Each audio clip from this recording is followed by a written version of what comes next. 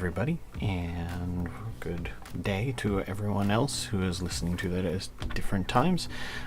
We are going to have a little bit of a different format this episode. I got a lot of questions from people, which, by the way, you can hit me up on Twitter, LinkedIn, any number of places to ask, can you cover this topic for me, please? I have gotten lots and lots of questions about items and inventory stuff, and honestly, we need the full hour to go over a lot of those different areas. So that's what we're going to be doing today. I have a little bit of a quick thing I want to talk to, and then we're just going to dive into a lot of stuff that consultants, implementers, project managers, developers, you should all know this if you're doing inventory stuff. So let's get started.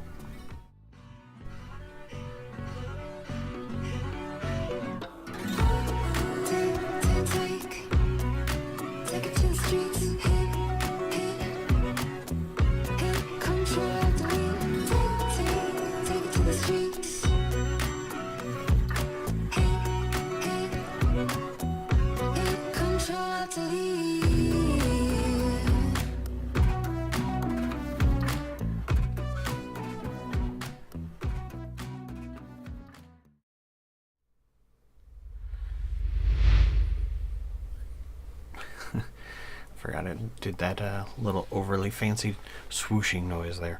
Alrighty, well, so one quick thing, because I like to talk to a topic that's important to me in the beginning parts of things before we get into business centrally sort of things. It was a thread that I posted last year that some folks have already seen, I'm sure, but hey, new audience.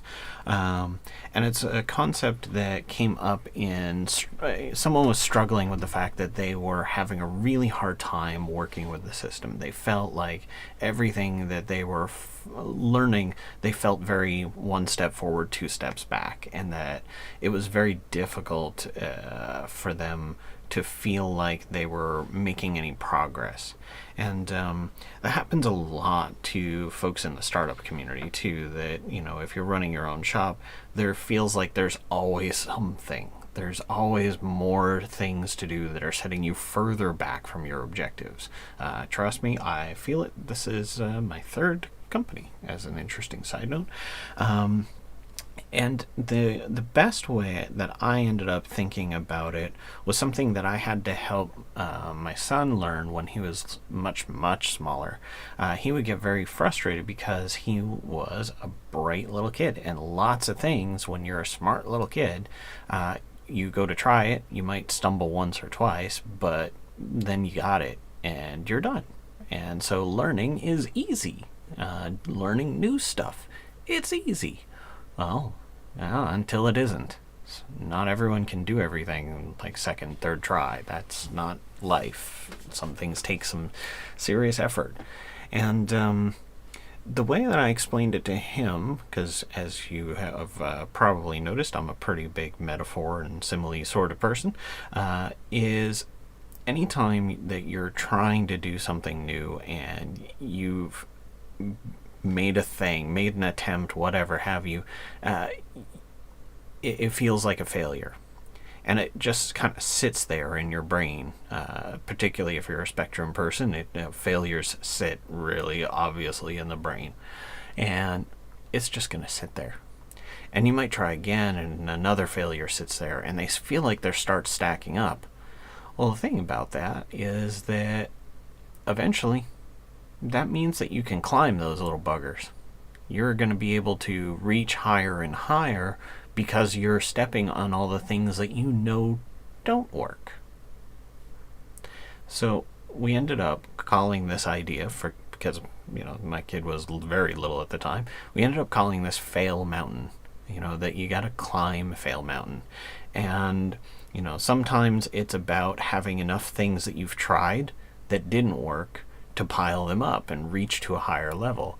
And sometimes the mountain's just, a real big challenge to hike up, and it's already there. You just don't know what the skills you need to climb up the next part. You have to make the path to get further along, and each time you have to give up, go home, and go back down to the bottom of the mountain and think about it a little bit.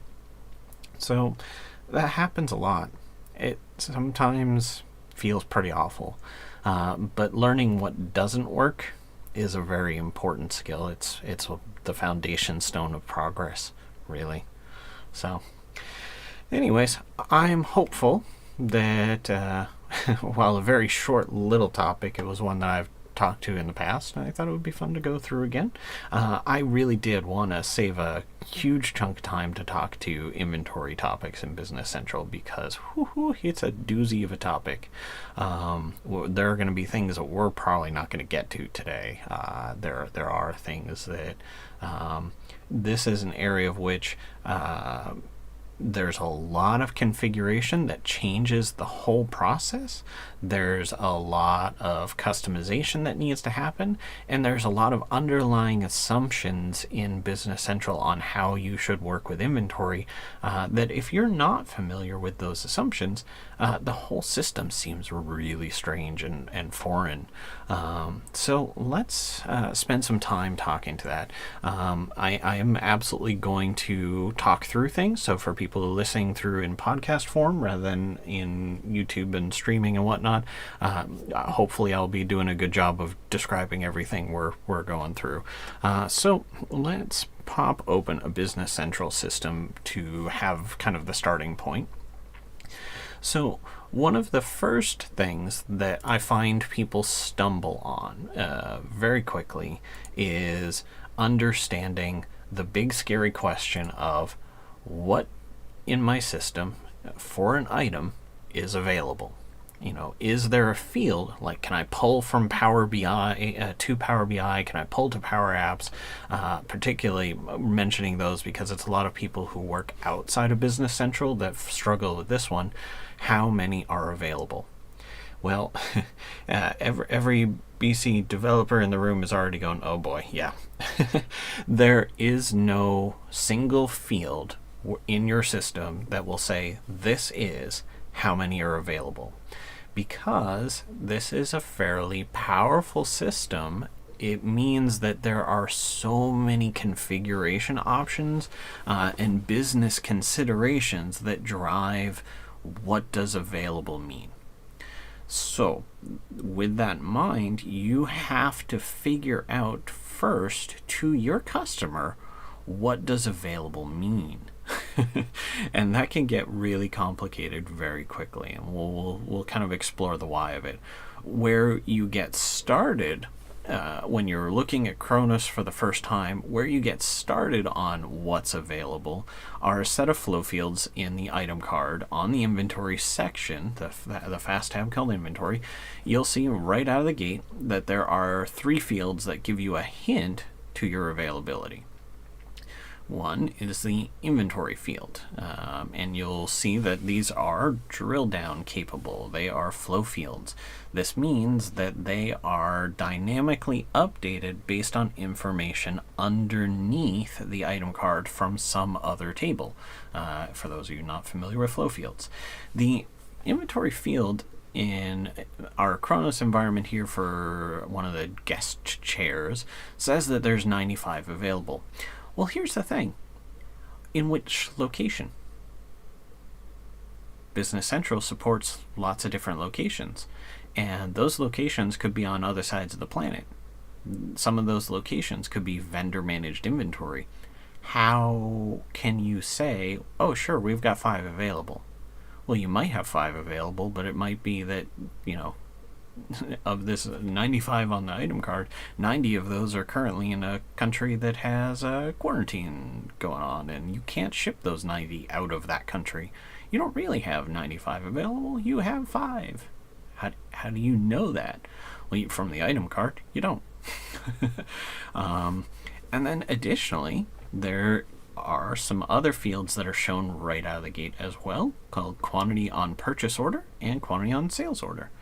Well, those are going to reflect what your incoming and outgoing inventory are. And that's a good thing to have visibility into, sure, but if you had 1,000 on your quantity on purchase orders, when are they due to arrive? Do you consider them to be available in your business process because they're due to arrive at some point? Maybe they're not maybe it's a promised order that someone's manufacturing that'll be delivered in 2 months, but it could bleed over into 4. So how do you consider those available when you talk to a customer? Some customers are perfectly fine with being back ordered, and they'll get it when they get it. It's important to them. They just need to know when. Other customers, it better ship tomorrow. You have to think about what does that mean. And then it gets even crazier. In the Inventory Fast tab, you can click Show More, and suddenly you don't just have quantity on purchase order and quantity on sales order. You also have quantity on job orders. You have quantity on assembly order and quantity on assembly component. And you go, oh geez, what does that mean? Quantity on assembly order means that it's something that is going to result as an output from some sort of assembly or manufacturing process. So you as a business organization are planning to make these. So this is going to be a net positive to your inventory. But quantity on assembly component means that it's going to be consumed by some sort of assembly or manufacturing process, and that is a net negative. But again, in what location? So that gets real fun real quick. There is no single component level where you can say, I know precisely what's available. And you get a hint of some of the complexity behind this when you dig into, and this is too many menu steps, in the action bar in Related, there's an availability section, and then under availability, you can see item availability by, and check out all the different breakdown levels that they give us here.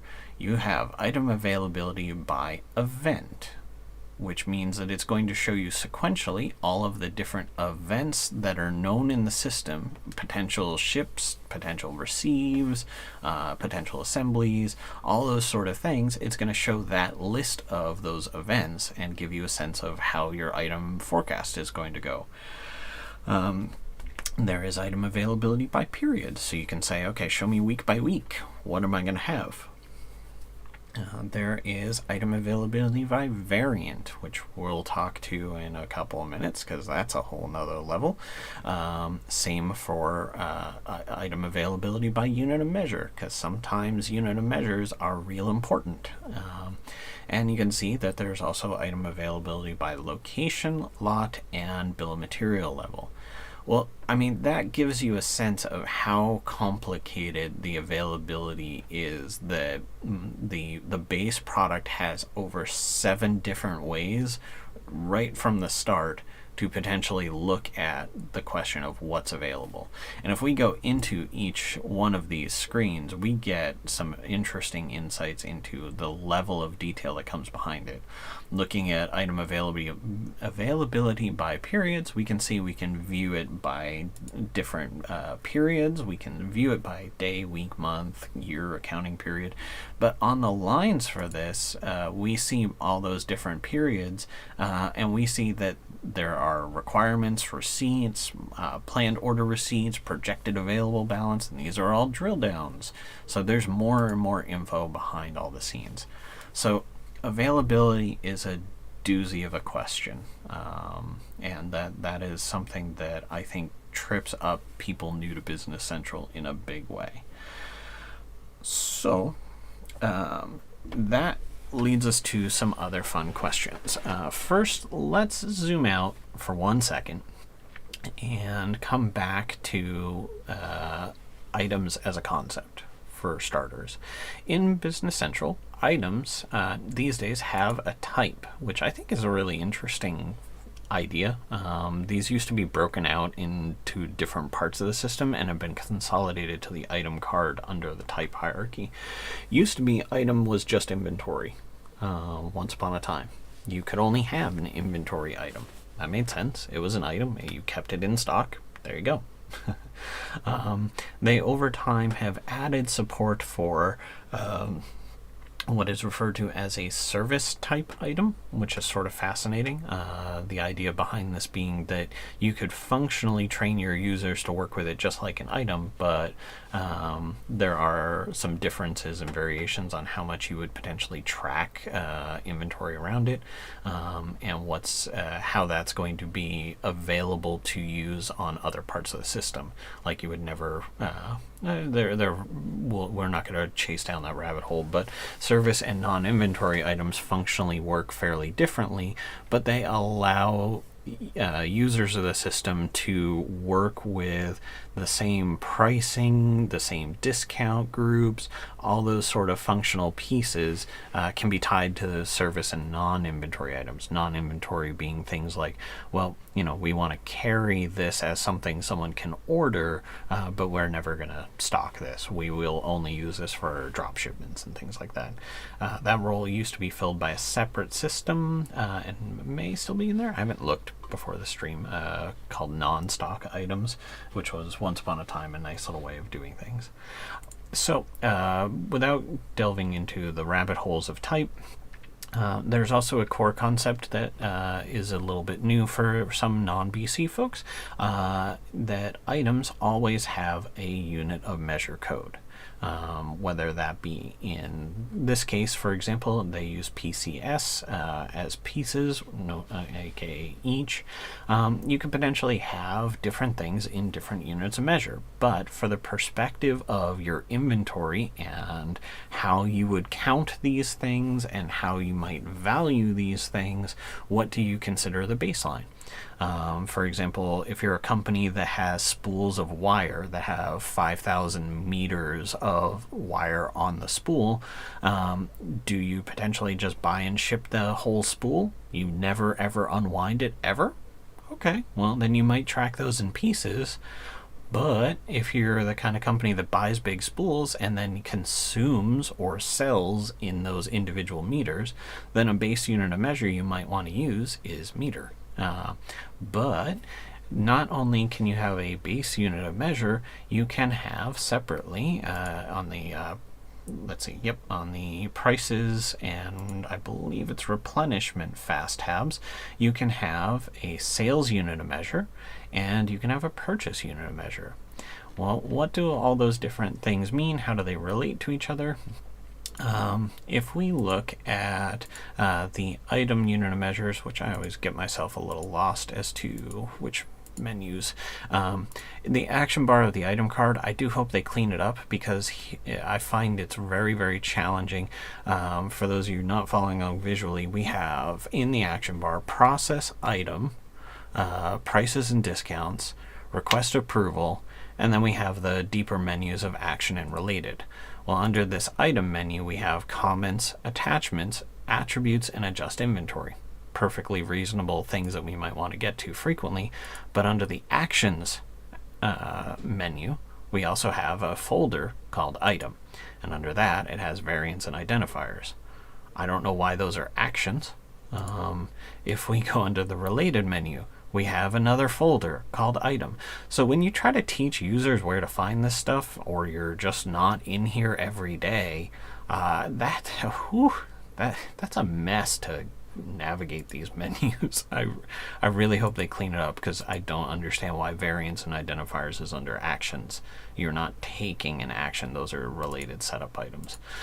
So anyways, under related item folder, you'll see there is a units of measure table. What this does is it allows you to see, first of all, that your current base unit of measure for an item, what is it?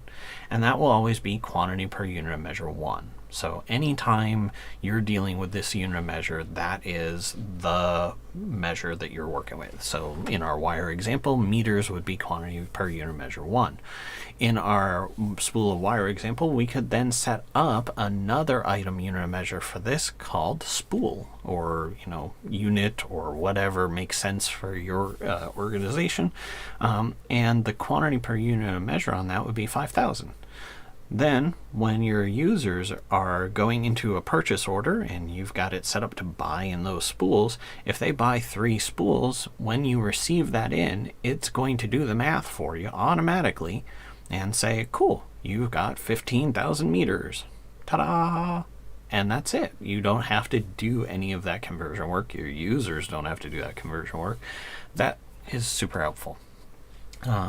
You'll notice here on the screen we've got the items unit of measure. We can specify the code, the quantity per unit of measure, and this is where you put in some of the different specification values that you might need elsewhere for like shipping documents with height, width, length, cubage, and weight. This is where that information lives.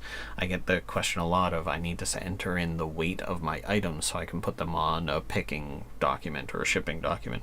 This is where that comes from. Because after all, if you sell a meter of wire, that's going to have a very different weight than if you sell a spool of wire. So, makes sense. All right, so that's one of the other fun challenges. And then I think that covers one of the core concepts. As an aside, I am not going to try to cover in this hour the different costing methods. Because that probably could be an hour in its own right. So with the explainer on items and unit of measure, just a quick aside before you go to the next part. Sometimes you have versions of items that come in different varieties, say for example colors or sizes. It is fairly common to set up what's called variant codes on that. So for example, the Kronos chair that we're looking at is noted as 1936-S Berlin guest chair yellow. Well, we might have 6 different colors of this guest chair, but they're otherwise functionally identical. What some companies will do is they will want to say, look, I need to know how many guest chairs I have regardless of color.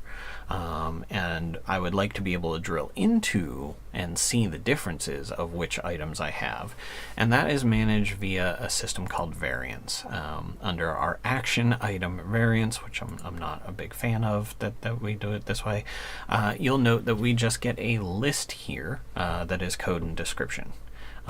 You can set up different variant codes, and for the most part there's not a lot of differentiation, but what it does is it gives us the ability to tag when we're looking at inventory transactions involving this item, which variant am I dealing with.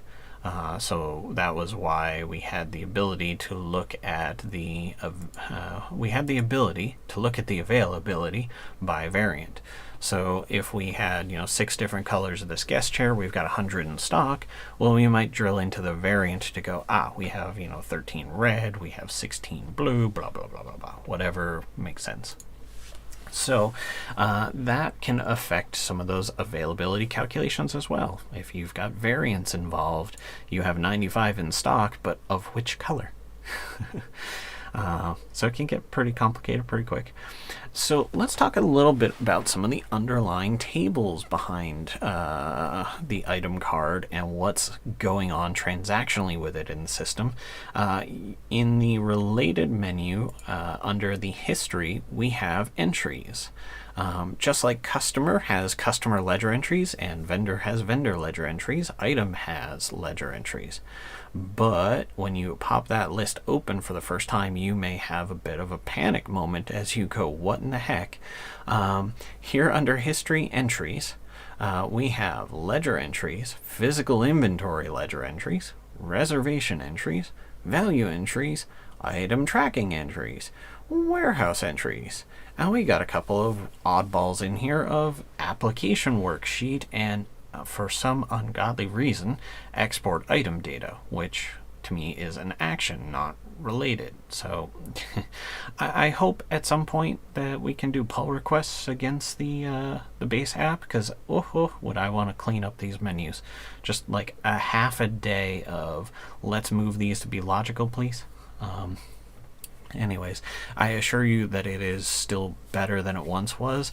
I had a I had an interesting experiment back when 2009 dropped, where we were attempting at that point in time to start the process of writing your first 20 hours of Business Central. The first version of that I was actually going to write back in the NAV 2009 era.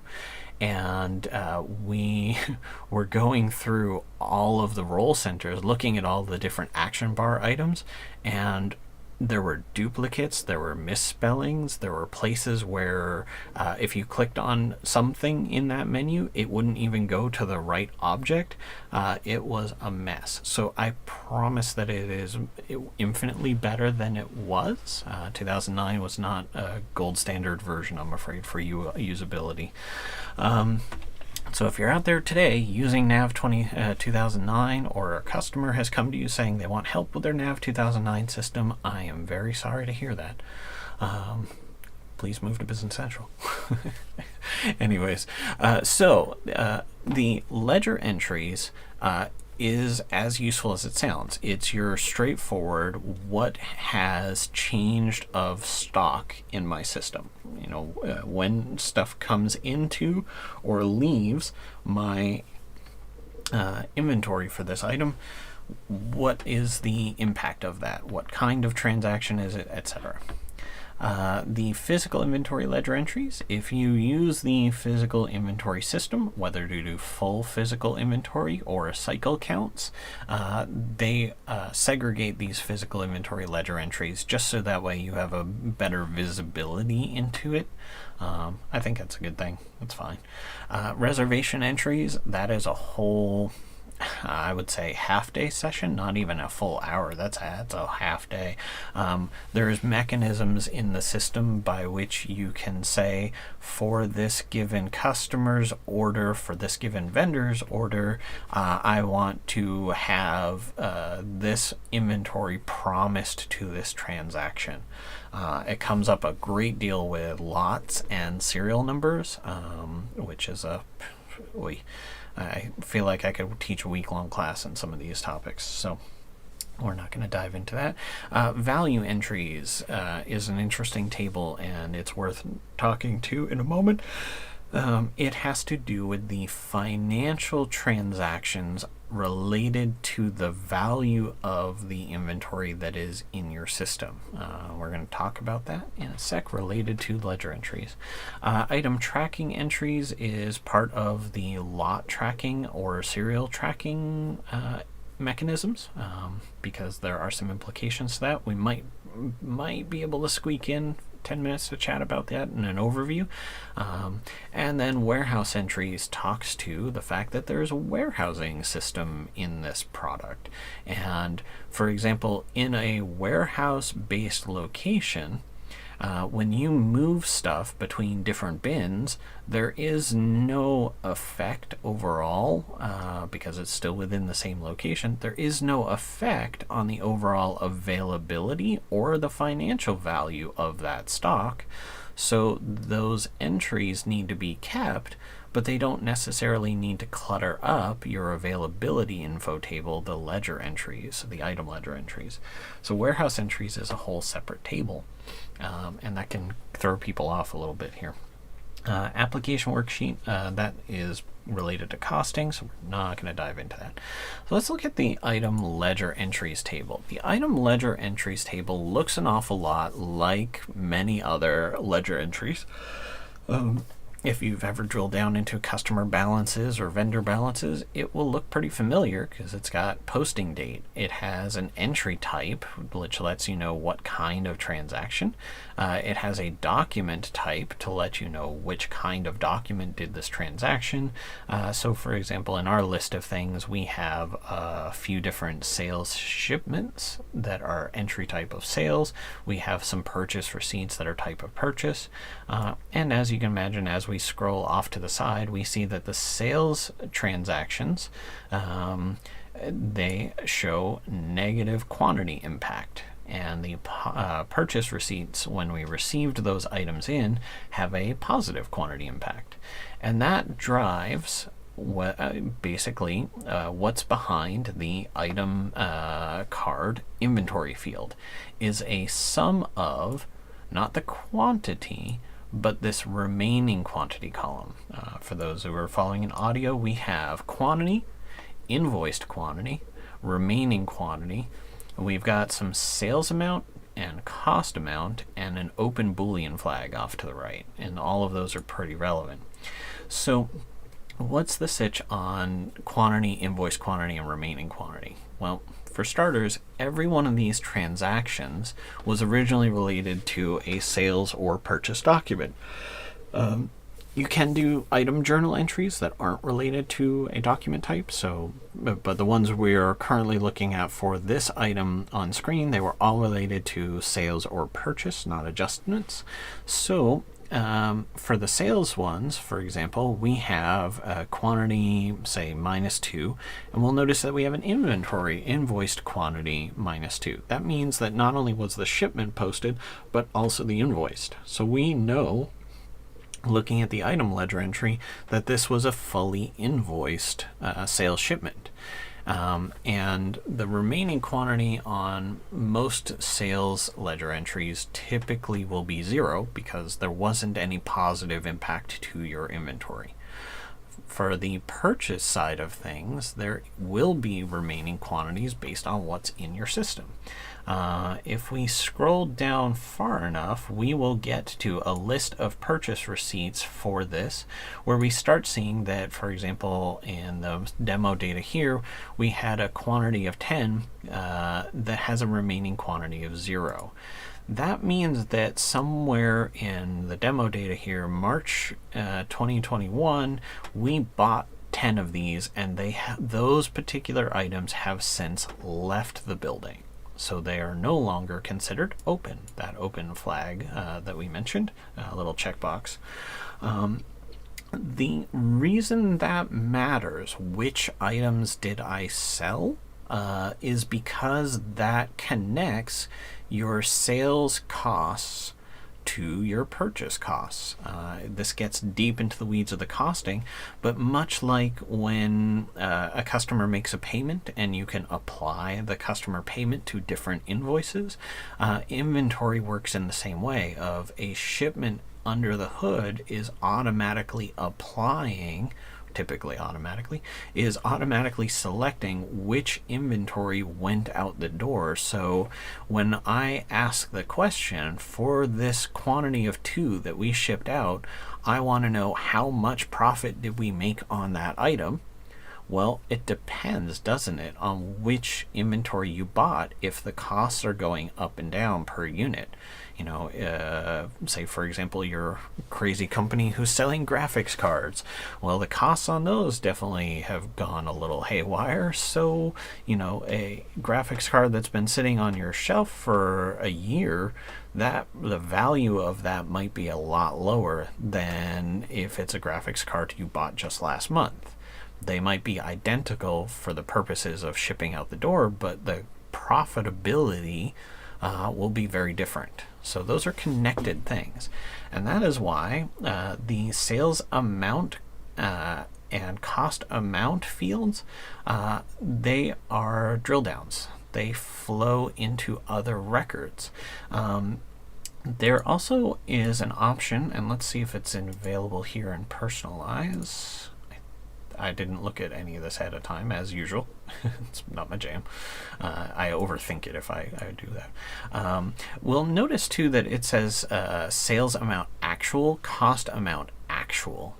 The reason those are in there is because there is functionality in the system that allows you to record the expected costs. And in your personalization of item ledger entries, you'll see there are cost amount expected and sales amount expected.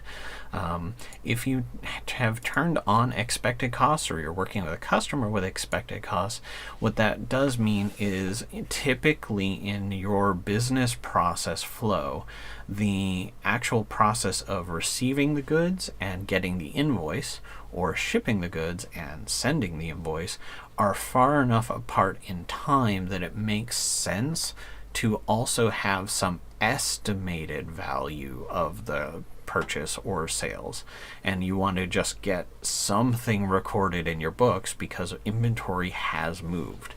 So there's a whole expected functionality around that. Again, deep dive topic on costing.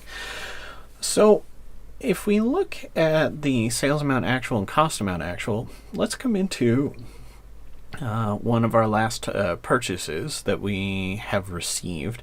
If we click on the cost amount actual drill down, you'll note it'll drop you to the value entries table. In our case, in the Kronos data, that just brings us to a single value entry showing a purchase that happened on that date, and the entry type is a direct cost. And if we scroll off to the right, it will show our sales amount actual, our cost amount expected, our cost amount actual, and it also shows some info about the cost posted to the GL. It will tell you lots more things about, like, what was the item ledger entry quantity, what was the cost per unit. It will tell you a little bit more about what posting groups that it used to go to the GL, all that fun stuff. The reason for this, what if the market went crazy and this chair was suddenly now worth, instead of 97 per unit, this chair in the market space was worth 500. The people discovered it. It's now amazeballs, and we need to figure out how to make sure our inventory value reflects that. Well, we don't have to adjust the stock out. And we don't just post a single adjustment to the inventory account of the GL. No. What we do is we do a revaluation where we can say these 13 items posted in March, we can adjust that to say instead of 1,200, it's actually 12,000 or whatever have you. And that revaluation process will create new entries in this table. And all of these costs are then summed up into the item ledger entry and affect how that works. If you're using average costing, not FIFO, which again, I'm not going to dive too deep into, the average costing creates a ton of entries in that info as you buy and sell against items. So a lot of churn if you do it that way. Okay, so that's, I think, enough dive into that. One of the other areas that throws people off a whole heck of a lot in a big way, zooming all the way back out, is that inventory in Business Central can work in a variety of different modes. And it's tied to what you've configured for a location. For example, you might have a main warehouse that has hundreds of people working in it. You've got robots doing the packing of boxes, really elaborate stuff. But you might have a remote warehouse that's near to one of your customers that's got a guy, and it's one big room. And that's all you do is you just fulfill whatever that one special customer, you fulfill their orders from that location. You just keep it stocked to a certain level. And the operational requirements of what you do in the big giant warehouse versus that guy's warehouse, those are very different business processes. And so whenever a customer asks me to help them with their inventory, the very first thing I do is I try to figure out what is their location configuration, what are their locations, and what are the different methodologies. An interesting side note before we dive into how different locations works is locations aren't technically required in Business Central. For customers who self-set up, this scares the heck out of me, that this is one of the possibilities. If you don't set up using location codes to begin with, it becomes much harder to add locations later. I usually encourage all of my customers to just set up a main location and default it everywhere. Even if they have one location, they've been in business for 30 years, they don't currently have plans to expand and all that sort of stuff. Well, So what? Then you just set up one location and away you go. The reason for this, it's much, much harder to add locations to an inventory system that doesn't have locations configured from the start. So be aware, strong recommendation from me. So what do I mean by some of the different modes that we can run Business Central Inventory in? Well, there's a great blog post from Olaf Simran, OLOF Simran, which just had .com, and you're at his blog.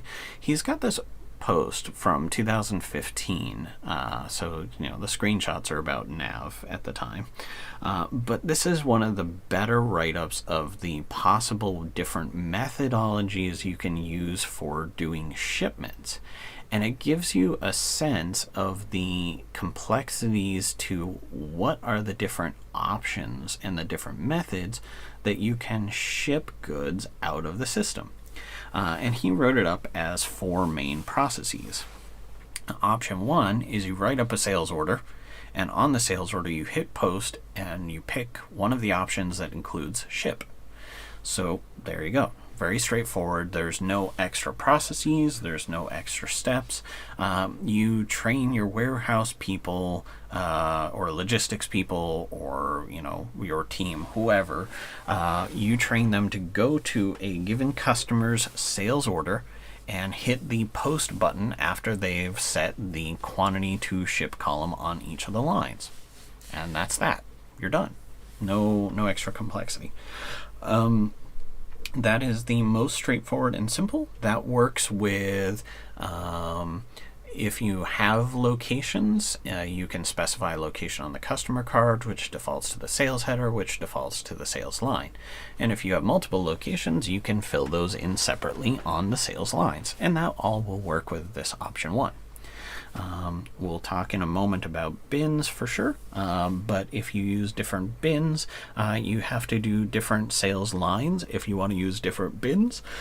We'll get there, but just something to be aware of. In option 2, however, which is a little less commonly used for Business Central, but it has some value, is if you have a different if you have a different team doing logistics where they potentially need to post shipments for sales orders, but you don't want your logistics people to go to the sales order screen, there is a mechanism by which you can create what is referred to as an inventory pick. And that inventory pick is a one-to-one document, a picking card that matches to a single sales order. It is designed around the idea that you want to not have your logistics team have permissions to look at or work with the sales order screen. It is a very simplified version of the order that allows them to work with the picking process. The advantage to the process that you have to create a pick document. The advantage to this is that when you go to create a pick document, if the item is unavailable for some reason, then the pick will not get created. And typically organizations that would use this business process to create these inventory picks would run it as a big batch job to say, okay, everything that we're supposed to be shipping today based on the shipment dates of the sales orders, I want to create my 30 picks for the inventory logistics crew to fill in. They just get a simplified UI that says from this sales order, what quantity do I want to ship for each of the different lines. That's it. Pretty good. It's not commonly used, but I still think it has value to mention because a lot of people who are using simpler inventory methods do find it frustrating or challenging that they have to teach the logistics team to know which orders are available and to train them to ignore all of the rest of the sales order screen that they shouldn't be changing. Don't change the quantity field, change the quantity to ship. Well, in the inventory pick scenario, they can't change the quantity field. They have to change the quantity to ship. Then you get into options, what he calls options 3 and 4. And this is the beginning of where you use the warehousing system. Now, for those of you who don't know your Business Central / NAV history, once upon a time, the product had a separate variant of essentially the system called Navision Warehousing. It was actually a separate whole product. If you wanted to use the warehousing product, you ran a slightly different version of the software. That was merged together into the base product. And feel free, anyone watching this, to correct me if I'm wrong, but I'm still pretty sure this is correct info, that once upon a time the warehousing engine, not only was it a separate little product, but it was a separate product because it was originally an ISV solution that got integrated into the base product. This helps understand a little bit why it sometimes feels like the warehousing system feels almost like a separate piece. So, let's talk to, with option 3, as Olaf describes it, what happens with orders is when they are released, the sales orders are released, you would create a warehouse shipment based on running a batch job, and it consolidates multiple orders that have the same destination. So if you have 5 orders for a customer, you have those 5 orders get consolidated onto a single warehousing document, because the logistics team knows that the container that is on the truck is all going to the same customer, so pack 5 orders into that same container. Straightforward enough. When the warehousing team posts this multi-sales order warehouse shipment document under the hood on their behalf, it is effectively going through each of those 5 orders and doing the post ship command to also create the 5 posted sales shipments. Okay? Let that kind of sink in for just a second there. So that is an important thing to understand, that even when you do the warehouse documents, the non-warehousing documents, the sales shipment documents, posted sales shipments, those are created by the warehousing system. And finally, lastly, in option 4, the highest kind of complexity side of things that we'll dive into today, is not only does a warehouse shipment get prepared, but a set of, and it can be multiple, picking documents are then prepared. So in our scenario where we had a big giant warehouse where maybe they're at this given location, you've actually got 6 different buildings, but it's all effectively the same location. You might have different stock in different buildings. Maybe one of them is refrigerated, maybe one of them is freezer based, and you may have different teams of people who are going to pick in those different buildings. Well, even though it's all going into the same refrigerator or freezer truck or whatever you're doing, you need to give to your 5 different picking teams. Each of them gets their documents for the day. Well, the warehouse picks are what let you break up the warehouse shipment based on different criteria, such as, different zones, different bins, different teams, whatever. It supports some pretty complex logistics. So you now have, maybe 5 different orders with a bunch of different lines, all get consolidated together onto warehouse shipment based on the destination, and then based on your business requirements of what's going to need to come together from separate parts of your inventory or by different people for different reasons. You have multiple pick documents. So the picks get all registered, the equivalent of posted, but there's no financial implication, so registered. The picks get registered, which moves all of the inventory typically to a shipping location, shipping bin within the location, and then the shipment gets posted, which effectively considers it going out the door. So it can be really important to understand what is the pros and cons of all of these different models. They all have different benefit and different value. So OLOFSIMREN.com, he has a great series on this, and it goes into great detail of what happens behind each of these options. And nicely, he did the same process for both shipments and receiving. So how can you tell when someone calls you up for the first time and they say, hey, I've got a Business Central system, I need you to look at why this isn't shipping? Well, the very first place I start in any new environment for me is I look at the location card, because all of those options and configuration settings about what kind of inventory management are we doing is driven by settings on the location card.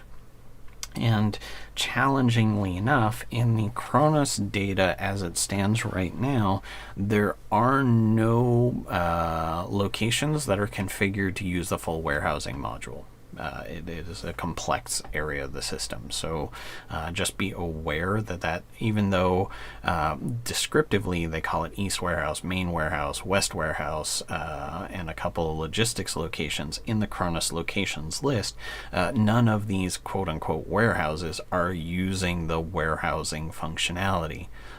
So be aware that that's something you can't just dive into Kronos and learn. It's a challenge. How do you know on the location card? Because it doesn't immediately jump out.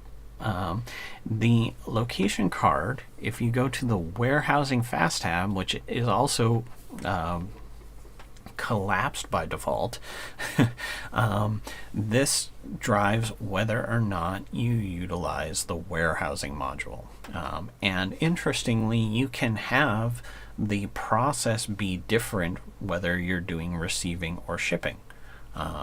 So for example, you may just go, okay, we want to do order by order receiving because we don't receive very often. The complexity level is much lower on receiving. But when we do the shipments, we want to do the full shipping and picking. Well, you could do that. You can turn on ship and require ship and require pick.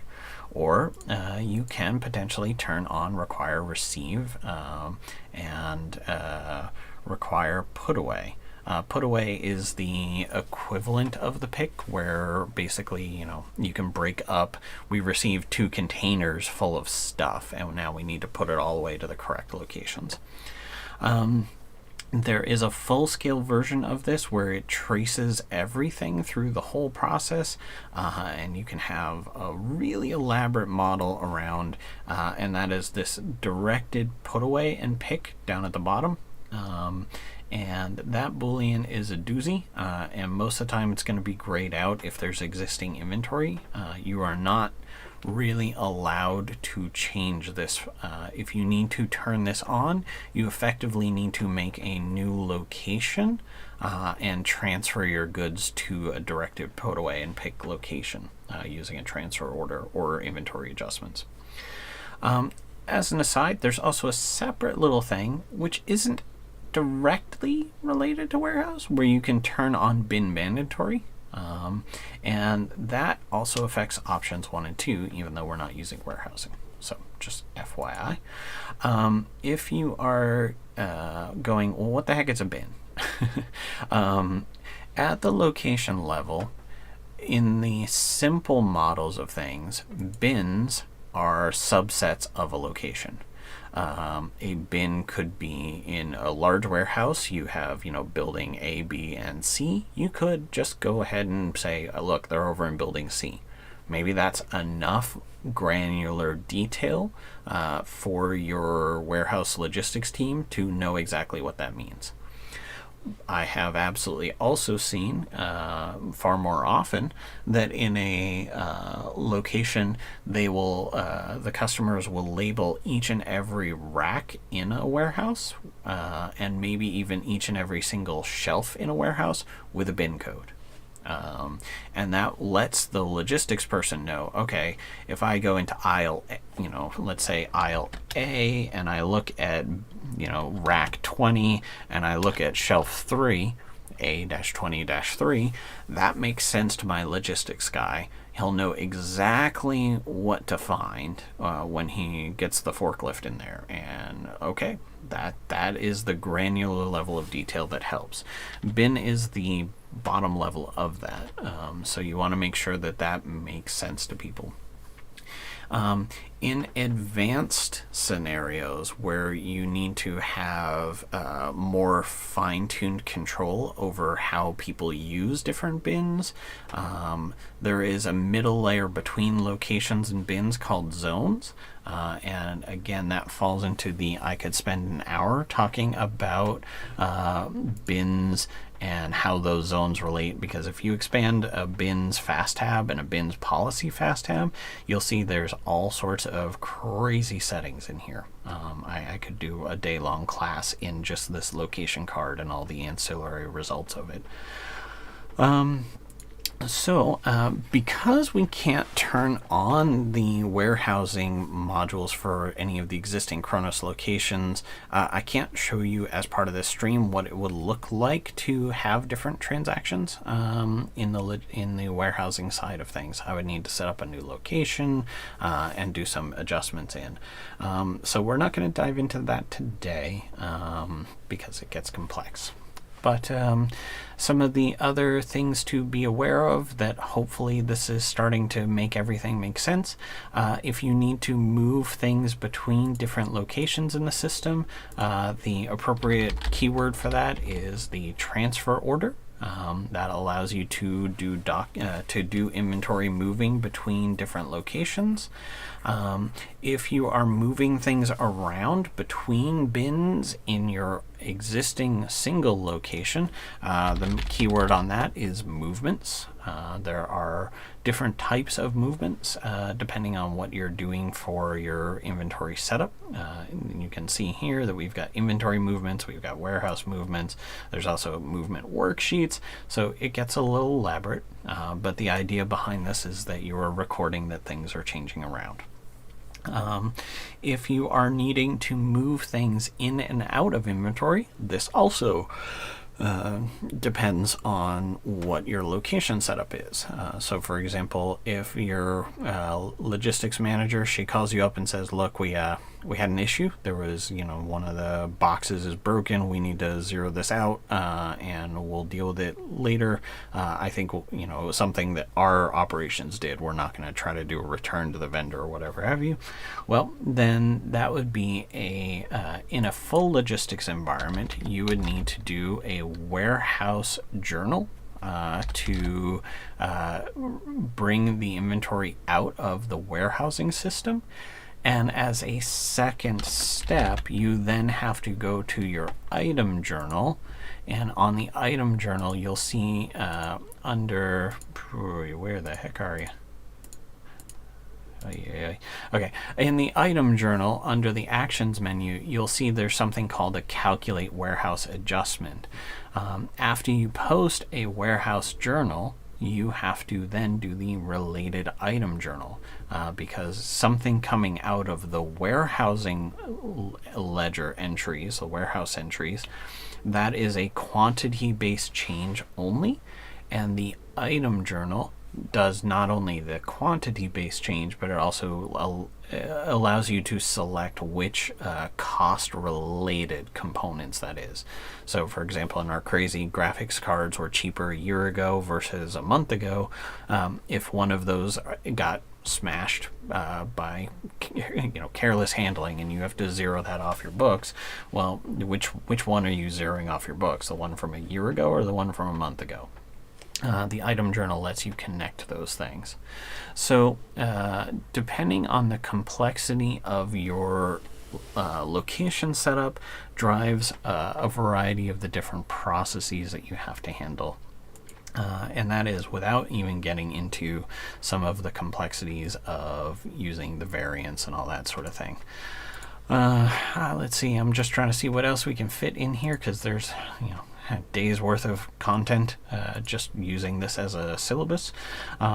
There are also abilities in the warehousing module to be able to look at the quantities that are in each and every single bin.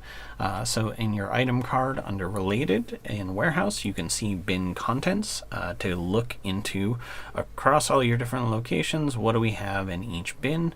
And this allows you to apply some different rules to your bins as well. If you are needing to track, let's see here, I'm just getting a field, getting something open in front of me. I thought. Okie dokie.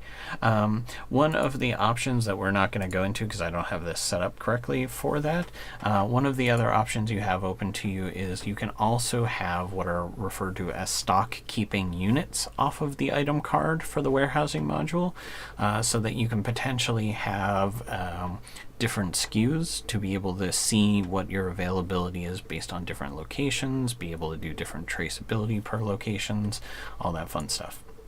Another key thing to be thinking about in inventory is that you can also have customers show up in your world that, let's see, I believe it's in inventory setup. In the inventory setup, which is your general overall inventory setup. This is a place where I come also in any new environment quickly. You'll see a few different things that are critical to know stuff. Right off the bat, you'll see first in your general fast tab is automatic cost posting. That's an important, we can spend a long while on inventory cost. I'm not going to go into it, but it's something to be aware of. If you don't know what this setting is and how that affects the financials of your client, you need to read up because this is critical for any customer using Business Central. You need to understand this. There are definitely people who don't have this turned on and have never run the adjust cost routines and wonder what's going on in their books. But this is one of the places I come to quickly because here is that location mandatory flag. I typically will turn this on right out of the gate before anyone sets up anything, because if you have inventory in your system and you decide to implement locations later, you didn't use locations to begin with, turning this on means that you will never be able to do transactions for those items that are against the blank location code, and that's a real problem. So customers that I've seen that did not have a default location right out of the gate, they ended up having to have a big giant journal where they adjusted out all of their inventory to zero out their entire inventory. Then they could turn this on, and then they brought all their inventory information back into the newly created main location. So it's a real nightmare for everyone involved from a costing and accounting perspective. So I turn this on for every single one of my customers right to start with.